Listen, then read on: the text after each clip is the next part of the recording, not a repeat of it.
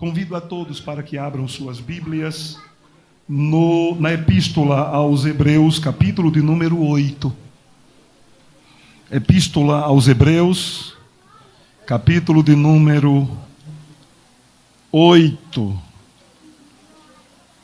Versículo 1 a seguir. Ora, a suma do que temos dito é que temos um sumo sacerdote tal que está sentado nos céus, à destra do trono da majestade.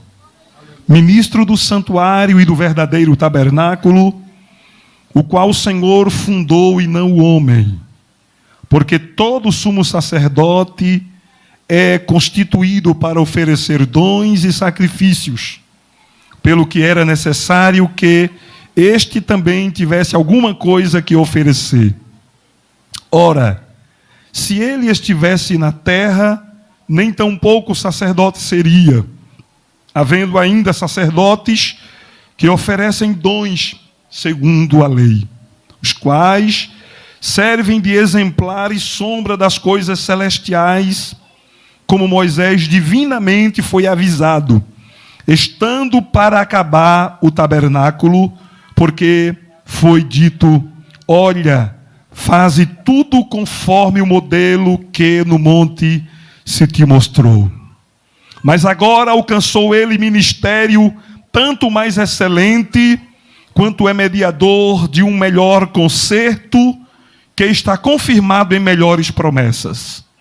Porque se aquele primeiro fora irrepreensível, nunca se teria buscado lugar para o segundo.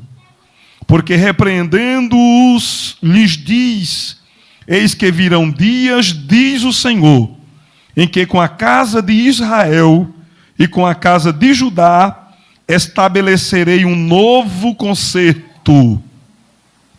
Não segundo o concerto que fiz com seus pais, no dia em que os tomei pela mão para os tirar da terra do Egito, como não permaneceram naquele meu concerto, eu para eles não atentei, diz o Senhor. Porque este é o concerto que, depois daqueles dias, farei com a casa de Israel, diz o Senhor.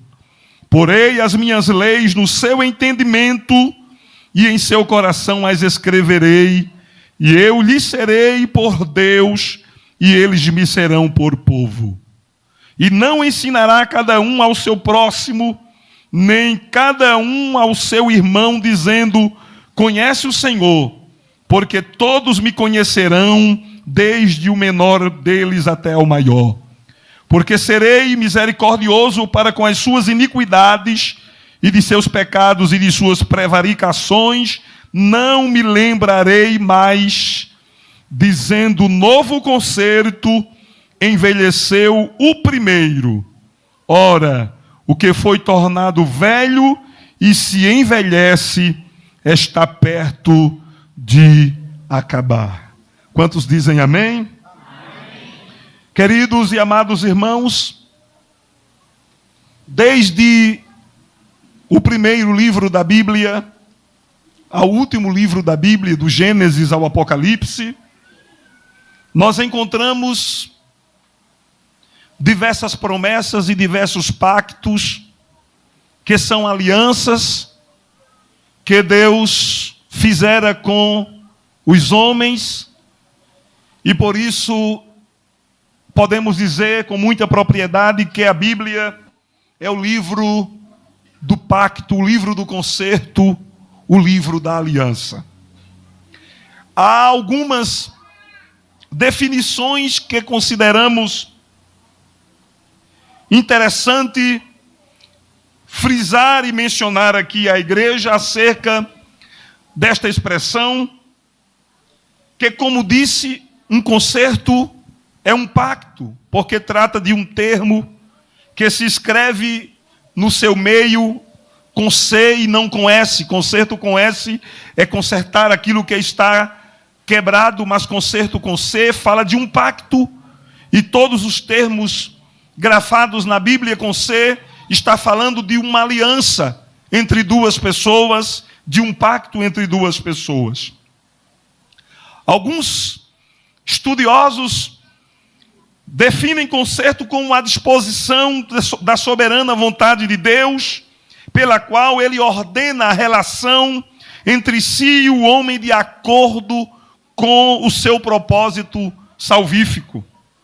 Alguém disse também que o conserto é uma espécie de acordo solene entre Deus e o homem, quase sempre condicionado a alguma obrigação da parte do homem para que recebam a bênção prometida. Conserto também pode ser definido com toda a propriedade, com uma providência divina para a salvação do ser humano.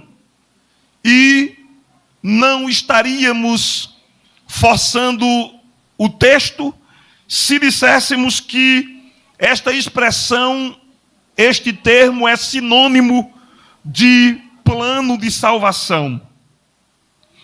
A expressão, o termo, a palavra aparece pelo menos no Antigo Testamento 286 vezes nos 39 livros do Antigo Testamento e aproximadamente 33 vezes nos 27 livros que compõem o Novo Testamento. E é interessante dizer que, em suma, esta expressão significa, sem perder o sentido do texto, estabelecer um pacto entre duas pessoas. Significa uma livre promessa do lado divino e um compromisso do lado humano. Quantos podem dizer amém? Amém. Significa uma livre promessa da parte divina e um compromisso da parte humana para que um pacto permaneça, uma aliança permaneça e não seja quebrada. Poderíamos dizer que, dentre as 7 dispensações, nas quais a plenitude dos tempos fora dividida, as 7 dispensações, Deus sempre estabeleceu um pacto entre Ele próprio e homens que foram seus representantes em cada época, em cada dispensação. Mas, quando olhamos as páginas da Bíblia Sagrada, desde o primeiro livro, quando disse até o último, Deus estabeleceu aliança, pacto, fez promessas. E disso podemos citar que a primeira promessa que Deus fez na Bíblia, ou a primeira aliança que Deus fez na Bíblia, foi com o primeiro homem. Ainda que depois da queda, depois de caído, depois de ter pecado, porque o profeta Oséias, no capítulo de número 6 do seu livro profético, e versículo de número 7, nos reporta isso com muita propriedade, dizendo: mas eles traspassaram o concerto como Adão, eles se portaram aleivosamente. E entendemos que havia um pacto que foi quebrado lá no princípio, quando Adão desobedeceu. É isso que compreendemos na expressão profética de Oséias. Mas entendemos que o Senhor Deus, mesmo depois da queda, embora desde a dispensação da consciência, da inocência e depois da consciência, até chegar à dispensação antediluviana, Deus pôde contar com alguns homens que poderíamos apenas citar aqui, apenas a título de citação, como foi o caso de Sete, como foi o caso de Enos, como foi o caso de Enoque. Mas no capítulo de número 9 do livro do Gênesis, Precisamente o versículo de número 9, a palavra de Deus nos diz: e eu, eis que estabeleço o meu concerto convosco e com a vossa semente depois de vós, dizendo Deus a Noé, e com toda a alma vivente que está convosco, de aves, reses, de animal da terra convosco, desde todos os que saíram da arca até todo animal da terra. Diz Deus: eu estabeleço convosco o meu concerto, que não será mais destruída toda a carne pelas águas do dilúvio, que não haverá mais dilúvio para destruir a terra. E disse Deus mais: e este é o sinal do concerto que ponho entre mim e vós, e entre toda a alma vivente que está convosco por gerações eternas. O meu arco tenho posto na nuvem, este será por sinal do concerto entre mim e a terra. E acontecerá que quando eu trouxer nuvens sobre a terra, aparecerá o arco nas nuvens, então me lembrarei do meu concerto que está entre mim e vós, e ainda toda a alma vivente de toda a carne, e as águas não se tornarão mais em dilúvio para destruir a carne. Aleluia. Embora este pacto pós-diluviano tenha tido um alcance a toda a humanidade que surgiu depois de Adão e sua família, mas foi um pacto estabelecido do próprio Deus para com Noé, um homem justo, no qual o próprio Deus deu o testemunho dele na sua época e nas gerações posteriores, depois que Noé partiu desta vida. Porque Deus estabelece regras, princípios e normas quando Ele faz um pacto com alguém. E um dos princípios estabelecidos pelo Criador, quando Ele faz um pacto com alguém, fazendo uma promessa como esta aqui, é que se este alguém andar na sua palavra e obedecer os seus mandamentos e andar na sua vontade, aquilo que Deus disse está de pé e não cairá por terra, porque quem prometeu é fiel e Ele não deixa cair por terra aquilo que Ele disse quando estabeleceu um pacto. Deus fez um pacto também com Noé. Mas Deus fez também um pacto na dispensação patriarcal. E Ele fez este pacto com Abraão. Todos conhecemos a história do patriarca Abraão. E desde a mais tenra idade, quando aprendemos na casa de Deus, na escola bíblica dominical, nos trabalhos infantis, nos ensinaram que Abraão é o patriarca da fé.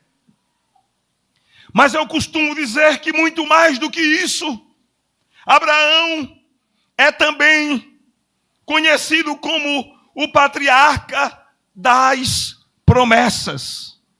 O patriarca das promessas. Porque quando o Senhor Deus, Ele fez um pacto com Abraão, no texto sagrado, no capítulo 12 do livro do Gênesis, encontramos Deus fazendo promessas ao patriarca. E promessas estas que somente Deus poderia cumprir. Não dependia de Abraão, não dependia da sua esposa, não dependia da sua família, não dependia das circunstâncias. Porque normalmente quando se faz um pacto ou uma aliança, depende de ambas as partes que estão envolvidas no pacto. Mas neste caso aqui, quando Deus estabeleceu um pacto na dispensação patriarcal entre ele e o patriarca Abraão, Abraão olhou e não viu condições para que aquilo que Deus estava dizendo se cumprisse. Porque Deus disse que da semente de Abraão, se ele obedecesse e andasse na sua verdade, Deus multiplicaria e que seria como as estrelas do céu. Humanamente falando, isto era impossível. Porque Abraão, quando recebeu esta promessa, ele tinha 75 anos de idade. E o texto sagrado nos diz que ele não tinha mais condição física e nem vigor viril para que aquilo que Deus lhe estava dizendo pudesse se cumprir em sua vida, muito menos na vida de sua esposa, que era 10 anos mais nova do que ele. Além de ter cessado o costume das mulheres, Sara era estéril desde a sua idade juvenil e que por isso não dera filhos a Abraão. E como Deus faz uma promessa, se o próprio Deus sabia desta impossibilidade física de Abraão e Sara gerar filhos, é porque Deus, quando faz uma promessa a alguém, quando Deus jura alguma coisa prometendo a alguém, Ele não olha as circunstâncias. O escritor aos Hebreus diz no capítulo de número 6, que quando alguém faz um juramento a respeito de alguma coisa, normalmente ele usa um subterfúgio superior, usa alguma coisa superior para dar veracidade àquilo que ele está dizendo. Eu me lembro que na minha tenra idade, quando eu era pequeno, que eu ia para a escola, que estava brincando com os colegas, para que os colegas acreditassem em alguma coisa que eu estava dizendo. Muitas vezes eu dizia na minha tolice, na minha simplicidade, eu juro pela minha mãe. Os mais velhos sabem disso. Que quando se mandava na venda, era conhecida como venda, no comércio, comprar alguma coisa, mandava um fio de cabelo do bigode. Ou bastava dizer assim, diga lá que foi seu fulano que mandou buscar. Quantas vezes eu não fui na venda lá em Orobó, dizia, seu Guilherme, meu pai mandou buscar. Ou quando estava com o cabelo grande, meu pai dizia, vai lá em seu Otávio, diga que eu mandei cortar seu cabelo. Ele cortava, porque ele dizia, seu Guilherme é um homem de palavra.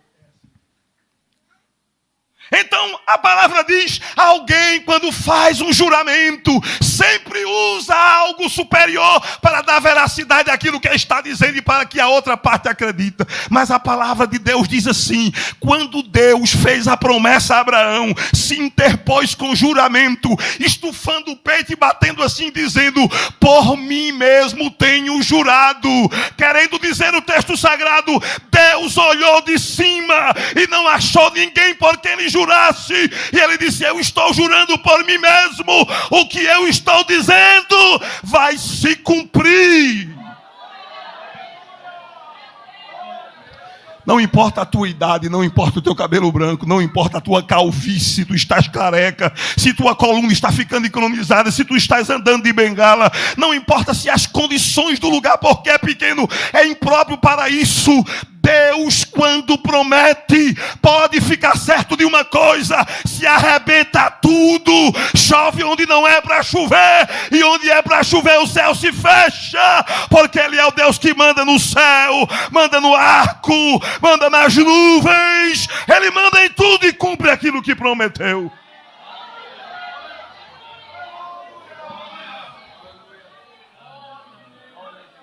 Não se preocupe. Se foi Deus que lhe prometeu, pode ficar tranquilo.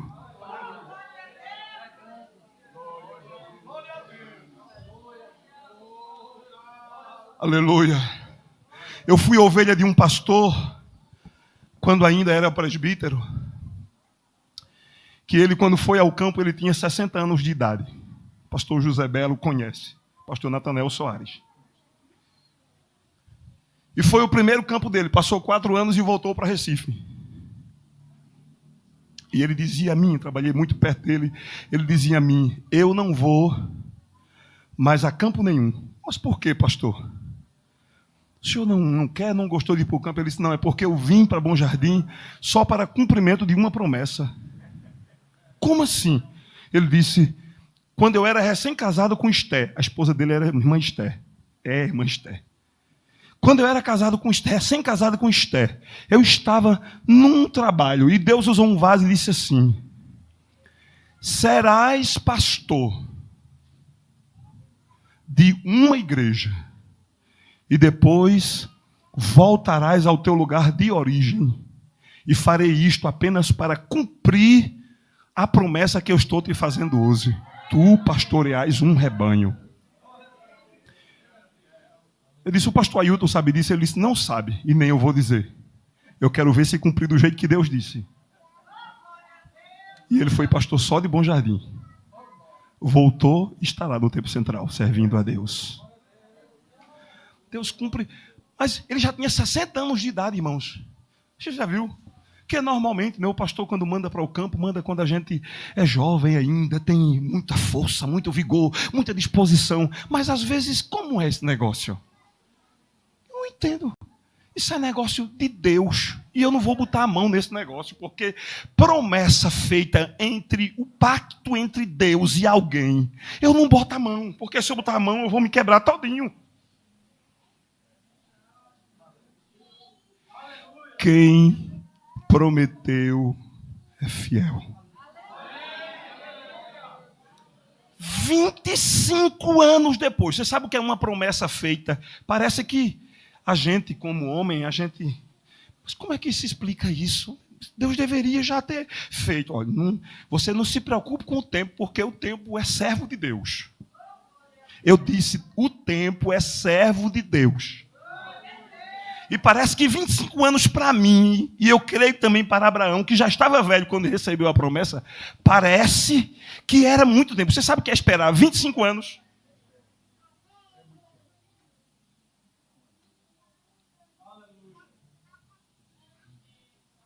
Eu dirigi várias congregações em Bom Jardim, trabalhei 10 anos no campo lá dirigindo congregação. Depois o pastor me mandou para uma cidade lá no sertão, 7.000 habitantes apenas, Granito. Talvez vocês nunca nem ouviram falar, lá depois de Salgueiro. E lá passei 11 anos e meio. E agora estou na cidade de Itaíba há 3 anos e meio, quase 4 anos. Tudo Deus cumprindo passo a passo. Quando o pastor me mandou para a Granito, ele disse assim, é só um pouco de tempo. Agora veja o pouco de tempo de Deus. 11 anos e meio. Eu já estava com passagem comprada para ir embora para o Rio de Janeiro. Da minha família não tinha nem onde cozinhar, porque eu cozinhava no fogão de 2 bocas quando ele me mandou para a Granito, que mamãe me emprestou. Já tinha vendido tudo, jogado fora o que não prestava, porque eu não ia levar isso para o Rio de Janeiro, era só as roupas. Tanto que quando o pastor presidente me mandou para a Granito, ele disse, como é que eu levo a sua mudança? Eu digo, não tem, pastor, só tem roupa. E ele pediu para o pastor da cidade vizinha que supervisionava o trabalho na época comprar todos os móveis. Quando eu cheguei, tinha tudo lá. E eu subi para cumprimento de uma promessa. Sabe quantos crentes tinha na cidade? 6. Literalmente meia dúzia. O acesso à cidade era 12 quilômetros de estrada de terraplanagem. Cheia de buracos. Só tinha verde naquele dezembro de 2009. Só tinha verde perto de Mandacaru. Eu disse, meu Deus, para onde eu estou indo? No segundo mês que eu estava na cidade, apanhei na cara do marginal mais perigoso da cidade. Eu estava fazendo a biografia do pastor da cidade vizinha que ia aniversariar. Eu estava numa lan house, não tinha computador naquela época, numa lan house, digitando a biografia do pastor. E tinha um cidadão bebendo assim, num bar próximo, no calçadão. Ele quebrou um copo, disse que sertanejo é valente, eu vou embora para casa porque eu apanho aqui. Foi pior. É melhor que ter ficado quieto. Porque quando eu botei a cara fora do estabelecimento, ele gritou lá, tá olhando o quê? Achou que eu estava intimidando ele, né? Eu com essa cara feia, de jeito brabo. Tá olhando o quê? Filho disso, daquilo, outro, me esculhambou. Eu voltei, sentei lá, que ele entrou na lan house, meteu a mão na minha cara, disse, você estava olhando o quê? Pôs a mão assim, disse, fale que eu estou atirando na sua cara. Eu não estava falando nada, mas ele parece que estava ouvindo vozes. E eu fiquei de cabeça baixa, disse, Jesus, me cubra com teu sangue, me cubra com teu sangue. E me levantei, ele disse, vai embora e não olhe para trás, não, senão morre. E eu fui para casa. 6 meses depois, eu estava em Recife, na Santa Ceia, alguém mandou uma mensagem. A cidade tem uma revolução aqui. Eu digo, foi que houve? Ele disse, disseram para mim, mataram aquele homem que agrediu o Senhor, e todo mundo está dizendo, também ele foi mexer com o pastor? Eu não queria que isso acontecesse com ele. Estou contando o testemunho de que Deus, quando promete, pode vir obstáculo, pode vir inimigo, pode... Quando Deus faz uma promessa, pode colocar você no lugar seco, no lugar difícil. Olha o Instagram da Igreja de Granito. 11 anos e meio foram... Eu só não fui 11 cruzadas porque teve um ano de pandemia. Foram 10 cruzadas. Todos os anos eu levava membros para batizar na cidade vizinha porque não tinha tanque batismal ainda. Até que o pastor, em 2013, desmembrou, me deu ação pastoral, mandou que eu construísse um tanque batismal. Era batismo todos os anos. Um templo matriz climatizado de 21 metros de comprimento. A igreja está cheia, glorificando a Jesus. Tem mocidade, tem criança, tem comissão, tem obreiro, 4 presbíteros, diácono, auxiliar de trabalho. Alguém dizia para mim, quando ele foi embora, esse povo tudo se dirigia porque ele carrega esse povo no braço. Eu dizia, se esse negócio aqui for de homem, a igreja vai se acabar. Agora, se for de Deus, vai permanecer. E está lá a igreja de pé. Deus fez uma promessa para aquela igreja. O pastor presidente, quando me mandou para lá, disse que foi para Granito, ainda jovem. Na época, me parece, do pastor José Amaro, acompanhando uma comitiva. E quando chegou lá na cidade, na praça da cidade, o pastor José Amaro estendeu as mãos no pleno meu dia no sol quente e disse, eu declaro aberto um trabalho nesse lugar. 40 anos depois foi que a promessa foi se cumprir quando ele me mandou para lá. Porque todo ano o pastor da cidade vizinha botava um obreiro lá, botava presbítero, o trabalho parece que tinha uma cabeça de jumento enterrada e não desenvolvia. Fomos para lá. A igreja só rendia R$100. Eu fui para lá sustentado pela convenção. Porque eu não tinha como me manter lá. Depois ele desmembrou, Deus começou abençoando, abençoando, abençoando, abençoando, abençoando, abençoando. Você viu? Cidade pequena só tinha um presbítero. Um presbítero. E eu não tinha pastores assim, amigos. Eu sou muito retraído, irmãos. Eu sou muito... Pastor Hilton me cobra muito que eu mande relatórios. Eu faço trabalhos, evangelismo, mas eu não sou de estar mandando. É um defeito meu. Eu sou meio avesso às redes sociais. Na igreja tem Instagram, é aberto no meu celular, mas tem quem manuseia. Eu sou meio avesso, eu preciso ainda me adaptar a esse negócio. O pastor me cobra muito que eu mande relatórios do trabalho. Ele disse, eu sei que o senhor trabalha, mas precisa mostrar. Eu não sou muito de mostrar, era muito retraído, mas estava lá trabalhando. Nem tinha ninguém, pastor, amigo meu, que apontasse naquele lugar. Eu digo, eu nunca saio ministro, porque, primeiro, que a cidade é pequena, só tem um presbítero. E segundo, que eu não sou muito de estar aparecendo, eu vou morrer aqui. Aí Deus disse... Eu vou fazer um movimento no planeta Terra, que quem é grande vai ficar pequeno e quem é pequeno vai ficar do tamanho do grande. Aí Granito era uma cidade pequena, ficou cultuando com 5 crentes, todo mundo sabe disso. E a cidade grande que cultuava com 1000 crentes, ficou cultuando com 5 também. Vocês lembram disso? Todo mundo do mesmo tamanho. Agora, a pandemia foi ruim porque a gente perdeu muita gente, muitos amigos, perderam muitos amigos. Agora, eu digo uma coisa, os crentes foram... Quem foi abençoado aqui na pandemia? Quem foi abençoado? Quem tem? Eu mesmo fui muito abençoado. Era o mês de agosto, estava tudo fechado, só podia entrar no Templo Central meia dúzia de gente. Eu acordei de manhã no Recife, tinha uma mensagem do pastor presidente. Aliás, uma chamada perdida. Eu digo, meu Deus, meu pastor nunca liga e quando liga eu não atendo. Mandei uma mensagem, eis-me aqui. Ele disse, vai estar no Templo Central à noite? Eu disse, sim senhor. Ele não disse mais nada, só disse isso. Eu digo, hoje ou vou ser disciplinado ou vou ser consagrado. Porque quando o pastor chama, 2 coisas. Ou consagra ou é algum problema. Ou é bênção ou então é alguma coisa. Nessa época, irmãos, aí eu fui para o Templo Central. Quando eu vou subindo os degraus, eu torci o pé. Eu digo, mas rapaz, até no dia da gente ser abençoado, o diabo quer quebrar o pé da gente. Eu digo, hoje, com pé ou sem pé, a unção desce. Não sabia ainda, mas o coração desde manhã ficou tum, tum, tum, tum, tum, tum, batendo. Era mês de agosto, ninguém nunca tinha visto consagração que não fosse em outubro ou que não fosse em abril. Mês de agosto. Quem prometeu é fiel. O sol para, a lua não vem. A chuva desce. O verão bate forte e não vem chuva, porque Deus está trabalhando para cumprir alguma coisa que te disse. Tem gente aqui que tem uma promessa de Deus a respeito da sua família e parece que é impossível se cumprir, mas Deus está dizendo assim, as possibilidades são minhas. Você só precisa crer. Receba a palavra. Deus está dizendo, você só precisa crer. Ele fez um pacto contigo. Você só precisa crer e obedecer o que ele disse no pacto e ficar à vontade na vontade de Deus. Fique à vontade na vontade de Deus e fique certo de uma coisa: a promessa vai se cumprir.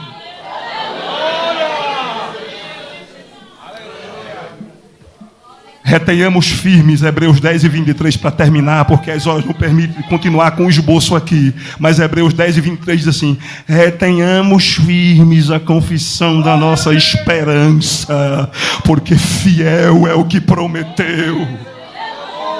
Paulo diz em Coríntio: todas quantas promessas são de Deus, há o sim e o amém para a glória do nome dele. Sabe o que é o sim e o amém de Deus para as promessas? É o carimbo e a assinatura de Deus naquilo que ele disse para cumprir. O que papai disse a teu respeito vai se cumprir. Permaneça no lugar e não saia do lugar, porque as promessas permanecem fiéis. Quantos podem dizer amém?